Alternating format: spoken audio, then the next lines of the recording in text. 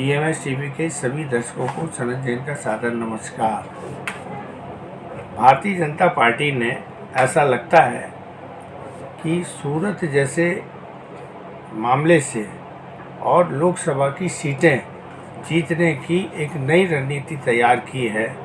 और इस रणनीति के तहत लोकसभा की कई सीटों पर ये ऑपरेशन कमल कह लें, ऑपरेशन लोकसभा कह लें, जो भी कह लें, तो इसमें मुख्य विपक्षी दल के नेता को तोड़कर, उम्मीदवार को तोड़कर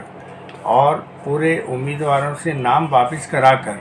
और निर्विरोध चुनाव जीतने की जो एक नई प्रक्रिया शुरू की है, तो सूरत में तो यह सफल होगी, लेकिन इंदौर में आते आते यह फेल हो गई। कहा जा रहा है कि इंदौर में अक्षय कांति कांग्रेस के प्रत्याशी थे। डमी प्रत्याशी का फॉर्म की जांच के दौरान पर्चा निरस्त हो गया था। अक्षय बम के ऊपर 17 साल पुराने किसी मामले में अभी 3 दिन पहले धारा 307 जोड़कर और उसके ऊपर दबाव बनाया गया और गिरफ्तारी का अंदेशा बता के और उससे नाम वापसी करा ली गई। नाम वापसी कराने के लिए प्रदेश शासन के एक मंत्री और विधायक लगातार 3 दिनों से ये ऑपरेशन चला रहे थे और इस ऑपरेशन कमल में सफल रहे कि उन्होंने अक्षय बम से अपना नामांकन पत्र वापस करवा लिया और कहा जा रहा है कि रमेश मेंदोला साहब उसको लेकर खुद कलेक्टर के पास पहुंचे थे, जहां उन्होंने नाम वापसी का आवेदन प्रस्तुत किया और कलेक्टर ने उसको एक्सेप्ट कर लिया। उसके बाद उन्हें भारतीय जनता पार्टी की सदस्यता दिलाई गई, भाजपा कार्यालय ले जाया गया और भाजपा में शामिल कर लिया गया। अब ये कृत्य नैतिक है या अनैतिक है नहीं पता, लेकिन इसके बाद भी कहा जा रहा था कि जो बाकी के कैंडिडेट थे उन पे भी नाम वापसी को लेकर एक पूरी दबाव बनाया गया था। सारे प्रयास पिछले 3 दिनों से किए जा रहे थे और आज भी वो पूरे प्रयास किए गए, लेकिन इसके बाद भी कुछ उम्मीदवार नाम वापस नहीं ले पाए हैं, जिसके कारण इंदौर में चुनाव होगा। लेकिन चूंकि कोई ताकतवर प्रत्याशी नहीं है और जो भी प्रत्याशी हैं वो भाजपा प्रत्याशी के सामने बहुत कमज़ोर हैं, तो ये माना जा रहा है कि इंदौर में भाजपा उम्मीदवार की जीत अब आसान होगी। और जो चुनौती मिल रही थी, जो पब्लिक की तरफ से रुझान आ रहा था कि अक्षय कांति जो हैं वो भाजपा के उम्मीदवार को कड़ी चुनौती दे रहे हैं और परिणाम कहीं पर भी जा सकता है, वैसी स्थिति में अब भाजपा के लिए इंदौर की लोकसभा सीट जीतना आसान हो गया है। चुनाव तो होंगे, लेकिन निर्विरोध निर्वाचन नहीं हो पाया, इसका भाजपा को या जो मुहिम चला रहे थे उनको ये तकलीफ ज़रूर हुई। कुछ इसी तरीके का प्रयास खजुराहो में भी किया गया था, लेकिन वहाँ पे भी ये प्रयास सफल नहीं हो पाया। अब एक बात खुलकर सामने आने लगी है कि जो प्रत्याशी चुनाव मैदान में खड़े होते हैं उनको किस तरह चुनाव से हटाया जाए,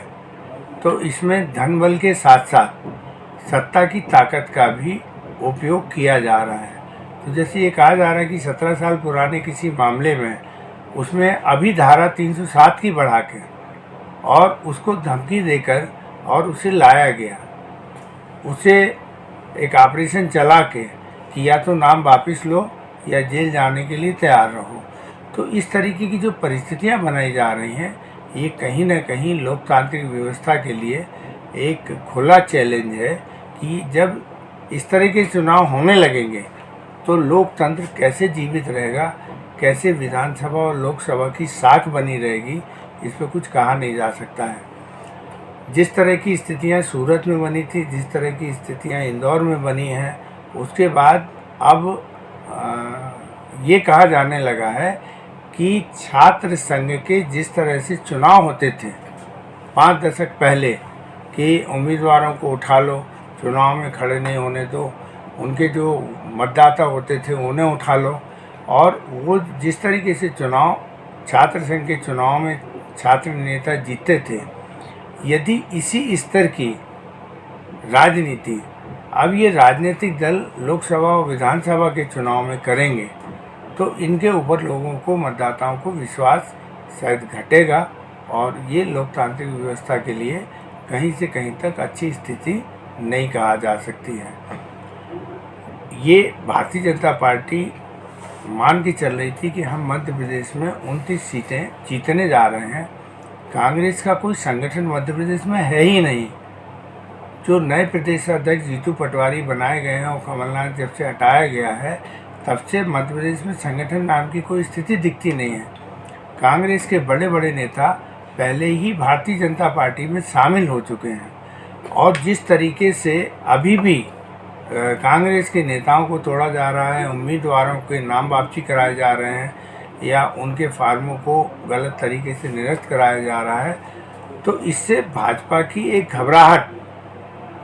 देखने को मिल रही है और ये आम जनता तक फैल रही है कि यदि चुनाव इतना आसान होता तो भारतीय जनता पार्टी ये सब क्यों करती और क्यों भाजपा में ले जाती और कांग्रेस के नेताओं को और उनको अपनी पार्टी में शामिल करके और प्रत्याशियों को कमज़ोर करती या चुनाव से हटाने का प्रयास करती। तो इससे कहीं ना कहीं भारतीय जनता पार्टी की कमजोरी भी उजागर हो रही है।